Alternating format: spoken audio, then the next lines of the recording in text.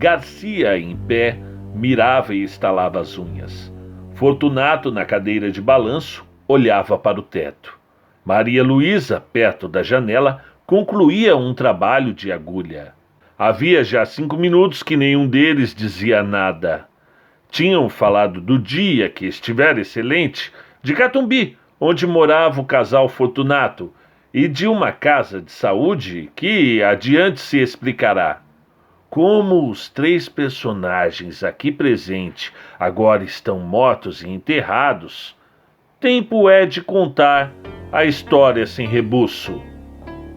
Conta um Conto apresenta de Machado de Assis, A Causa Secreta. Narração, Marcelo Fávaro. Tinham falado também de outra coisa, além daquelas 3, coisa tão feia e grave, que não lhes deixou muito gosto para tratar do dia, do bairro e da casa de saúde. Toda a conversação a este respeito foi constrangida. Agora mesmo, os dedos de Maria Luísa parecem ainda trêmulos, ao passo que há no rosto de Garcia uma expressão de severidade que não lhe é habitual. Em verdade, o que se passou foi de tal natureza que, para fazê-lo entender, é preciso remontar à origem da situação. Garcia tinha se formado em medicina no ano anterior, 1861. No ano de 1860, estando ainda na escola, encontrou-se com Fortunato. Pela primeira vez, à porta da Santa Casa. Entrava quando o outro saía. Fez-lhe impressão a figura, mas, ainda assim, tê-la-ia esquecido se não fosse o segundo encontro poucos dias depois. Morava na rua de Dom Manuel. Uma de suas raras distrações era ir ao Teatro de São Januário, que ficava perto, entre a rua e a praia. Ia 1 ou 2 vezes por mês, e nunca achava acima de 40 pessoas. Só os mais intrépidos ousavam estender os passos até aquele recanto da cidade. Uma noite, estando nas cadeiras, apareceu ali Fortunato e sentou-se ao pé dele. A peça era um dramalhão, cozido a facadas, ouriçado de imprecações e remorsos, mas Fortunato ouvia-a com singular interesse. Nos lances dolorosos, a atenção dele redobrava. Os olhos iam avidamente de um personagem a outro, a tal ponto que o estudante suspeitou haver na peça reminiscências pessoais do vizinho. No fim do drama veio uma farsa, mas Fortunato não esperou por ela e saiu. Garcia saiu logo atrás dele. Fortunato foi pelo Beco do Cotovelo, a rua de São José, até o Largo da Carioca. Ia devagar, cabisbaixo, parando às vezes para dar uma bengalada em algum cão que dormia. O cão ficava ganindo e ele ia andando. No Largo da Carioca entrou num tílburi e seguiu para os lados da Praça da Constituição. Garcia voltou para casa sem saber de mais nada. Decorreram algumas semanas. Uma noite, eram 9 horas. Estava em casa quando ouviu o rumor de vozes na escada. Desceu logo do sótão onde morava, ao primeiro andar, onde vivia um empregado do arsenal de guerra. Era este que alguns homens conduziam escada acima ensanguentado. O preto que o serviu acudiu a abrir a porta. O homem gemia, as vozes eram confusas, a luz pouca. Deposto o ferido na cama, Garcia disse que era preciso chamar um médico. Já aí vem um, acudiu alguém. Garcia olhou. Era o próprio homem da Santa Casa e do teatro. Imaginou que seria algum parente ou amigo do ferido, mas rejeitou a suposição, desde que lhe ouvira perguntar se esse tinha família ou pessoa próxima. Disse-lhe o preto que não, e ele assumiu a direção do serviço. Pediu às pessoas estranhas que se retirassem, pagou os carregadores e deu as primeiras ordens. Sabendo que o Garcia era vizinho e estudante de medicina, pediu-lhe que ficasse para ajudar o médico. Em seguida, contou o que se passava. Foi uma malta de capoeiras. Eu vinha do quartel de Moura, onde fui visitar um primo. quando ouvi um barulho muito grande e logo depois um ajuntamento. Parece que eles feriram também a um sujeito que passava e que entrou por um daqueles becos. Mas eu só via este senhor que atravessava a rua no momento em que um dos capoeiras, roçando por ele, meteu-lhe o punhal. Não caiu logo, disse onde morava, e como era a 2 passos, achei melhor trazê-lo. Conhecia-o antes? Perguntou Garcia. Não, nunca o vi. Quem é? É um bom homem, empregado no arsenal de guerra. Chama-se Gouveia. Não sei quem é. Médico e subdelegado vieram daí a pouco. Fez-se o curativo e tomaram-se as informações. O desconhecido declarou chamar-se Fortunato Gomes da Silveira, ser capitalista, solteiro, morador de Incatumbi. A ferida foi reconhecida grave. Durante o curativo, ajudado pelo estudante, Fortunato serviu de criado, segurando a bacia, a vela, os panos, sem perguntar nada, olhando friamente para o ferido, que gemia muito. No fim, entendeu-se particularmente com o médico, acompanhou-o até o patamar da escada e reiterou ao subdelegado a declaração de estar pronto a auxiliar as pesquisas da polícia. Os dois saíram, ele e o estudante ficaram no quarto. Garcia estava atônito. Olhou para ele, viu-o sentar-se tranquilamente, estirar as pernas, meter as mãos nas algibeiras das calças e fitar os olhos do ferido. Os olhos eram claros, cor de chumbo, moviam-se devagar e tinham a expressão dura, seca e fria, cara magra e pálida, uma tira estreita de barba por baixo do queixo e de uma têmpora outra curta, ruiva e rasa. Teria 40 anos. De quando em quando voltava-se para o estudante e perguntava alguma coisa acerca do ferido, mas tornava logo a olhar para ele, enquanto o rapaz dava a resposta. A sensação que o estudante recebia era de repulsa, ao mesmo tempo que curiosidade. Não podia negar que estava assistindo a um ato de rara dedicação, e se era desinteressado como parecia, não havia mais que aceitar o coração humano como um poço de mistérios. Fortunato saiu pouco antes de 1 hora. Voltou nos dias seguintes, mas a cura fez-se depressa e, antes de concluída, desapareceu, sem dizer ao obsequiado onde morava. Foi o estudante que lhe deu as indicações do nome, rua e número. Vou agradecer-lhe a esmola que me fez, logo que possa sair, disse o convalescente.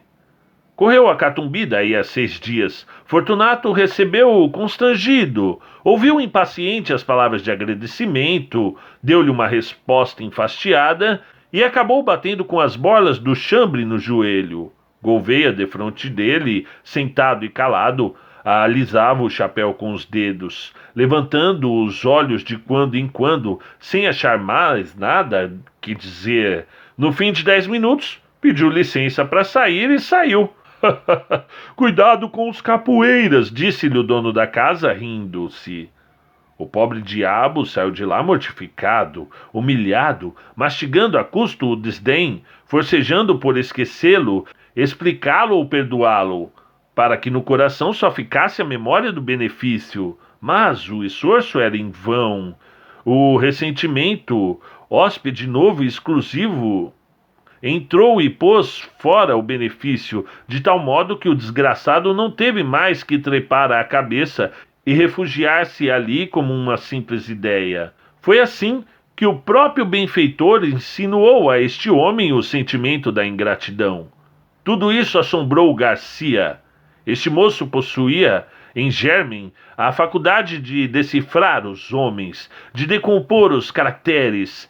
Tinha o amor da análise e sentia o regalo, que dizia ser supremo, de penetrar muitas camadas morais, até apalpar o segredo de um organismo. Picado pela curiosidade, lembrou-se de ir ter com o homem de Catumbi, mas advertiu que nem recebera dele o oferecimento formal da casa. Quando menos, era-lhe preciso um pretexto, e não achou nenhum. Tempos depois, Estando já formado e morando na rua de Mata-Cavalos, perto da do Conde, encontrou Fortunato em uma gôndola. Encontrou ainda outras vezes, e a frequência trouxe a familiaridade. Um dia Fortunato convidou-o a ir visitá-lo ali perto, em Catumbi. Sabe que estou casado? Não, não sabia. Casei-me há 4 meses. Podia dizer 4 dias. Vá jantar conosco domingo? Domingo? Não, esteja forjando desculpas. Não admito desculpas. Vá domingo. Garcia foi lá domingo. Fortunato deu-lhe um bom jantar, bons charutos e uma boa palestra, em companhia da senhora, que era interessante. A figura dele não mudara. Os olhos eram as mesmas chapas de estanho, duras e frias. As outras feições não eram mais atraentes que dantes. Os obséquios, porém, se não resgatavam a natureza, davam alguma compensação, e não era pouco. Maria Luísa é que possuía ambos os feitiços, pessoa e modos. Era esbelta, airosa, olhos meigos e submissos. Tinha 25 anos e parecia não passar de 19. Garcia, a segunda vez que lá foi, percebeu que entre eles havia alguma dissonância de caracteres, pouca ou nenhuma afinidade moral, e da parte da mulher para com o marido, uns poucos que transcendiam o respeito e confinavam na resignação e no temor. Um dia, estando os 3 juntos, perguntou Garcia a Maria Luísa se tivera notícia das circunstâncias em que ele conhecera o marido. Não, respondeu a moça. Vai ouvir então uma ação bonita? Não vale a pena, interrompeu Fortunato. A senhora vai ver se vale a pena, insistiu o médico. Contou o caso da rua de Dom Manuel. A moça ouviu espantada. Insensivelmente, estendeu a mão e apertou o pulso ao marido, risonha e agradecida, como se acabasse de descobrir-lhe o coração. Fortunato sacudia os ombros, mas não ouvia com indiferença. No fim, contou ele próprio a visita que o ferido lhe fez, com todos os pormenores da figura, dos gestos, das palavras atadas, dos silêncios, em suma, um estúrdio. E ria muito ao contá-la. Não era o riso da dobrez. A dobrez é evasiva e oblíqua. No riso dele era jovial e franco. Singular homem, pensou Garcia. Maria Luísa ficou desconsolada com a zombaria do marido, mas o médico restituiu-lhe a satisfação anterior, voltando a referir-se à dedicação deste e suas raras qualidades de enfermeiro. Tão bom enfermeiro, concluiu ele, que, se algum dia fundar uma casa de saúde, irei convidá-lo. Valeu? Perguntou Fortunato. Valeu o quê? Vamos fundar uma casa de saúde? Não valeu nada, estou brincando. Podia-se fazer alguma coisa? E para o senhor que começa a clínica, acho que seria bem bom. Tenho justamente uma casa que vai vagar e serve. Garcia recusou neste e no dia seguinte, mas a ideia tinha se metido na cabeça do outro e não foi possível recuar mais. Na verdade, era uma boa estreia para ele e podia vir a ser um bom negócio para ambos. Aceitou finalmente, daí a dias, e foi uma desilusão para Maria Luísa, criatura nervosa e frágil, padecia só com a ideia de que o marido tivesse de viver em contato com enfermidades humanas, mas não ousou opor-se-lhe, e curvou a cabeça. O plano fez-se e cumpriu-se depressa. Verdade é que Fortunato não curou de mais nada, nem então, nem depois. Aberta a casa, foi ele o próprio administrador e chefe dos enfermeiros. Examinava tudo, ordenava tudo, compras e caldos, drogas e contas. Garcia pôde então observar que a dedicação ao ferido da rua Dom Manuel não era um caso fortuito, mas assentava na própria natureza deste homem, via-o servir como nenhum dos fâmulos. Não recusava diante de nada, não conhecia moléstia aflitiva ou repelente e estava sempre pronto para tudo, a qualquer hora do dia ou da noite. Toda a gente pasmava e aplaudia. Fortunato estudava, acompanhava as operações e nenhum outro curava os cáuticos. Tenho muita fé nos cáuticos, dizia ele. A comunhão dos interesses apertou os laços da intimidade.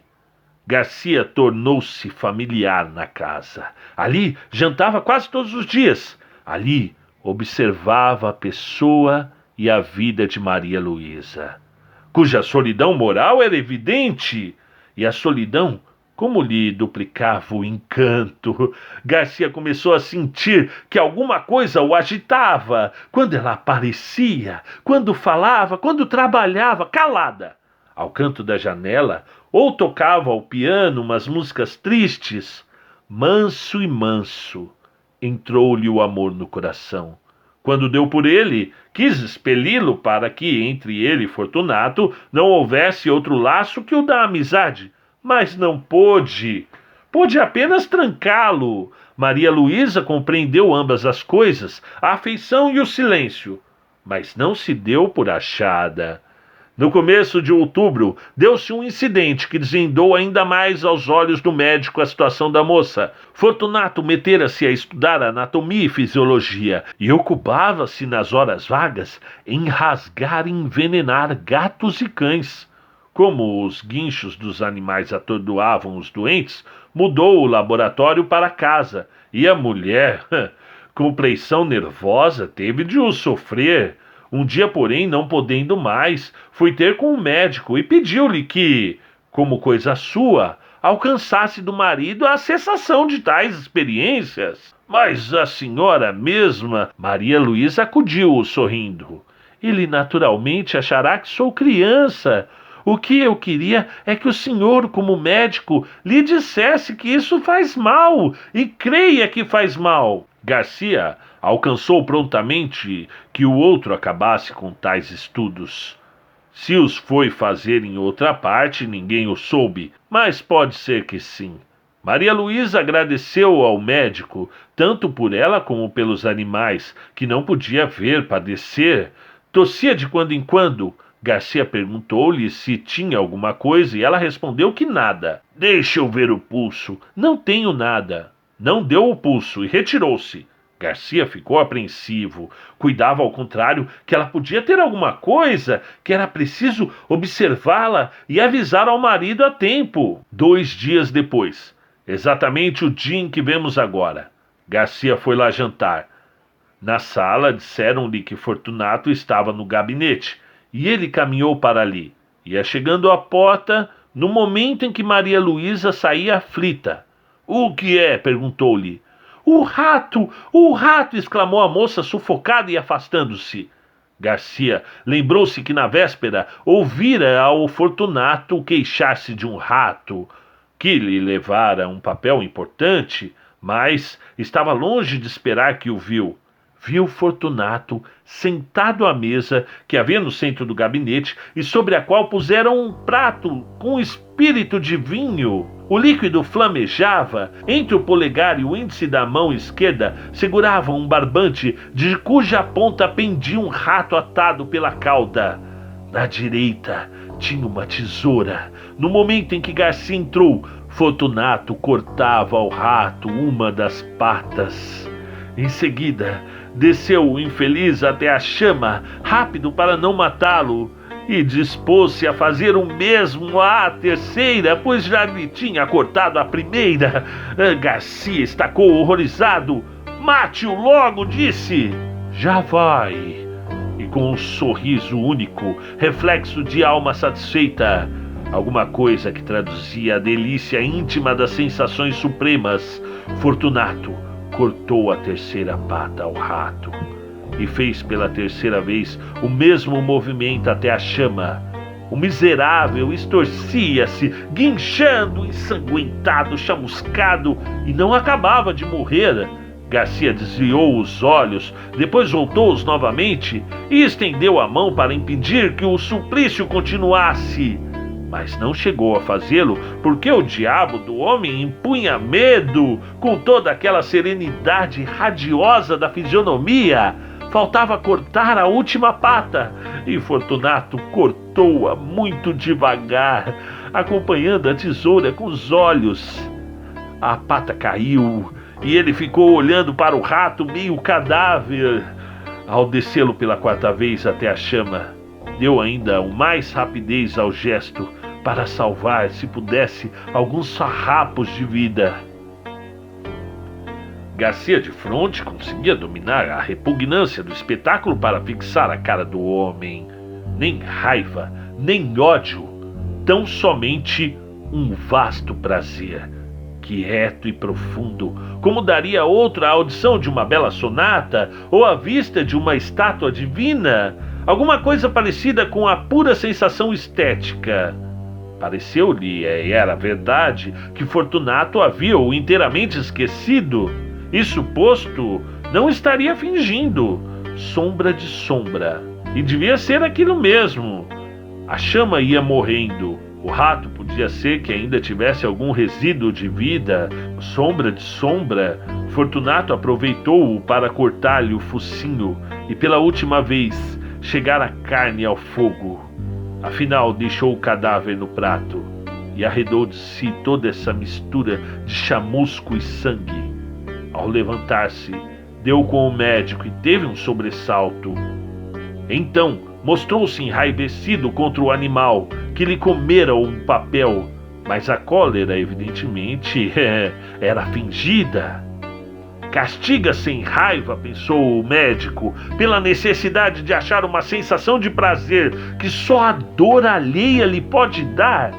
Esse é o segredo deste homem. Fortunato encareceu a importância do papel, a perda que lhe trazia, a perda de tempo, é certo, mas o tempo agora era-lhe preciosíssimo. Garcia ouvia só, sem dizer nada, nem lhe dar crédito. Relembrava os atos dele, graves e leves. Achava a mesma explicação para todos. Era a mesma troca de teclas da sensibilidade, um diletantismo sui generis. Uma redução de Calígula. Bem, quando Maria Luísa voltou ao gabinete daí a pouco, o marido foi ter com ela. Rindo, pegou-lhe nas mãos e falou-lhe mansamente: "Fracalhona." E voltando-se para o médico: "Há de crer que quase desmaiou?" Maria Luísa defendeu-se a medo, disse que era nervosa e mulher. Depois foi sentar-se à janela com as suas lãs e agulhas e os dedos ainda trêmulos, tal qual a vimos no começo dessa história. Hão de lembrar-se que, depois de terem falado de coisas e coisas, ficaram calados os três. O marido sentado e olhando para o teto, o médico estalando as unhas. Pouco depois foi no jantar, mas o jantar não foi alegre. Maria Luísa cismava e tossia. O médico indagava de si mesmo se ela não estaria exposta a algum excesso na companhia de tal homem. Era apenas possível, mas o amor tocou-lhe a possibilidade em certeza. Tremeu por ela e cuidou de os vigiar. Ela tossia, e não se passou muito tempo que a moléstia não tirasse a máscara. Era tísica, velha dama insaciável, que chupa a vida toda até deixar um bagaço de ossos. Fortunato recebeu a notícia como um golpe. Amava deveras a mulher, a seu modo, estava acostumado com ela, custava-lhe perdê-la. Não poupou esforços, médicos, remédios, ares, todos os recursos e todos os paliativos, mas foi tudo em vão. A doença era mortal. Nos últimos dias, em presença dos tormentos supremos da moça, a índole do marido subjugou qualquer outra afeição. Não a deixou mais. Fitou o olho baço e frio naquela decomposição lenta e dolorosa da vida. Bebeu uma a uma as aflições da bela criatura, agora magra e transparente, devorada de febre e minada de morte. Egoísmo aspérrimo, faminto de sensações, não lhe perdoou um só minuto de agonia. Nem lhos pagou com uma só lágrima, pública ou íntima. Só quando ela expirou é que ele ficou aturdido. Voltando a si, viu que estava outra vez só.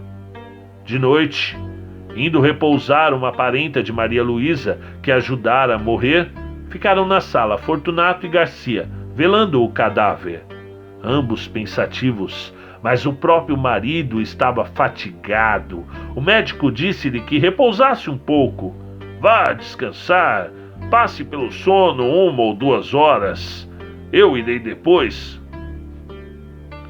Fortunato saiu. Foi deitar-se no sofá da saleta contígua e adormeceu logo.